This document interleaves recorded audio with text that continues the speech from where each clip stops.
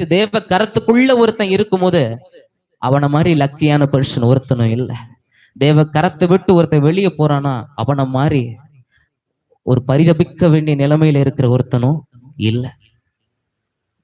தேவ கரத்தை விட்டு வெளியே போன எலிமெலேக்கின் குடும்பம் அழிஞ்சு வந்தார்.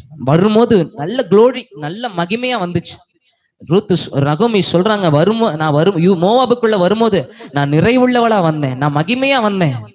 ஆனா மோவாபு விட்டு திரும்ப யூதாவுக்குள்ள போகும்போது ஒண்ணுமே இல்லை. அங்க கவனிக்க வேண்டிய ஒரு விஷயம், அந்த யூதர்கள் இவள் நகோமி தானோன்னு ஒரு கூட்டம் என்ன பண்ணுது சொல்லுது. அப்படின்னா யூதர்கள் அங்க என்ன பண்ணி இருந்திருக்கிறாங்க, யூதாவிலேயே சில பேர் என்ன பண்ணிருக்கிறாங்க இருந்திருக்கிறாங்க. நான் ஒரு கேள்வி கேட்கிறேன், அவங்களுக்கு பஞ்சம் இல்லையா?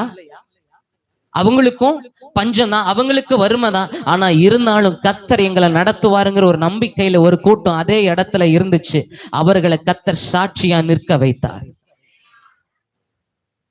கத்தரை விட்டு போறவங்க துன்மார்க்கனுடைய முடிவுக்கு சாட்சியா இருப்பாங்க.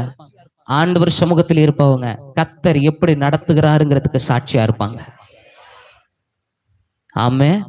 தேவ கரத்துல இருக்கும்போது, இன்னொன்னு சொல்றேன், தேவ கரத்துல நீங்க இருக்கும்போது உங்க மூலியமா எல்லாருக்கும் ஒரு நல்ல ஒரு ஆசீர்வாதம் இருக்கும். தேவ கரத்தை விட்டு நீங்க போகும்போது உங்க மூலியமா எல்லாருக்கும் ஒரு பெரிய ஆபத்து வந்துடும்.